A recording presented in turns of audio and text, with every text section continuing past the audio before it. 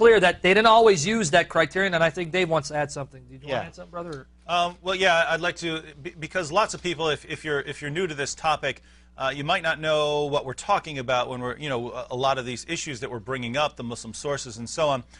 So I'll give you a couple more quotations. We've talked about, just to see what we're talking about when we're talking about variations in the Quran or passages coming up missing. Jami' at-Tirmidhi, Ibn Masud. We talked earlier about Muhammad having 4 people that he considered most reliable when it came to learning the Quran. In Jami' at-Tirmidhi, so this is one volume of Sahih Sitta, considered the most reliable collections of ahadith. Jami' at-Tirmidhi 3104. Ibn Masud says, "O you Muslim people, avoid copying the mushaf and recitation of this man." He's referring to the mushaf and recitation of Zayd ibn Thabit, i.e. the version that you have today. Muhammad said, if you're going to learn the Quran from anyone, learn it from these 4, and his number 1 guy was Ibn Masud. And Ibn Masud says, and this would apply to Muslims today, avoid copying the mushaf and recitation of this man. By Allah, when I accepted Islam, he was but in the loins of a disbelieving man, meaning Zayd ibn Thabit. And it was regarding this that Abdullah ibn Masud said, "O people of Al-Iraq, keep the musahif that are with you and conceal them." So when Uthman is calling for people to turn in their Qurans so that he can send out one standardized version, Ibn Masud, Muhammad's number 1 teacher of the Quran, says, don't do it. Don't send him your Quran so he can destroy them. Keep them and hide them if you have to. Conceal them, but don't give them over and accept this other recitation. So we're thinking of things like that, disagreements among Muhammad's top scholars, and I'll give you another by Ubay ibn Ka'b. Umar, this is the Caliph Umar. Umar said, Ubay was the best of us in the recitation of the Quran. So he's saying the best reciter of the Quran is Ubay ibn Ka'b. Yet we leave off some of what he recites.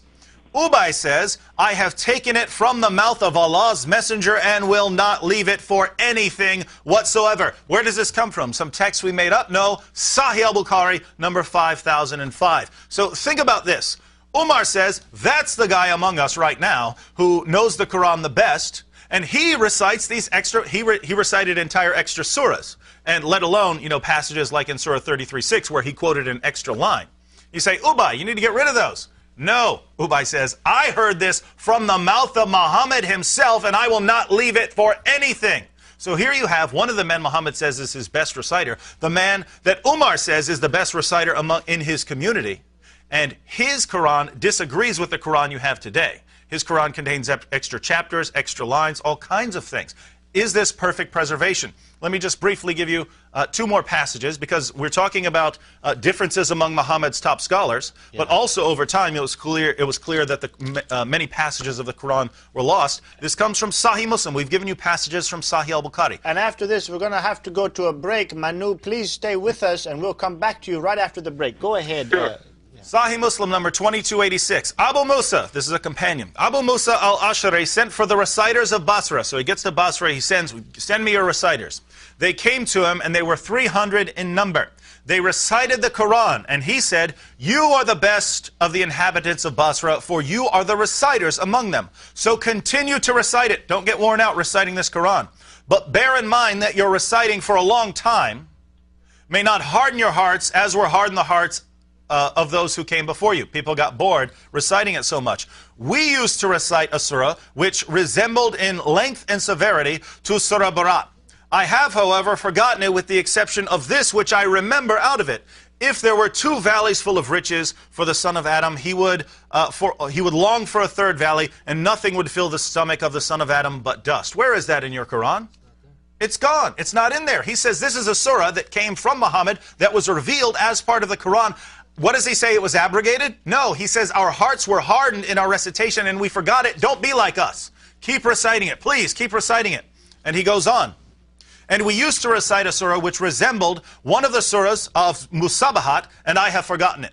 So there was another. So he, in Sahih Muslim, a companion of Muhammad, says, we forgot 2 surahs, not because they were abrogated, but because of the hardness of our hearts. How can Muslims even begin to say that the Quran is perfectly preserved when your texts are filled with examples like these? Okay, yeah, go ahead. When he said that he recited a surah that was in length and severity like Surah Al-Bara, he's talking about Surah chapter 9 of the Quran, which has over 100 verses. So there was a surah with over 100 verses that's missing. Right. Over 100 verses are missing. According to Muslims, it has 129 verses. Where is that surah that had over 100 verses like Surah 9? It's gone. Okay, now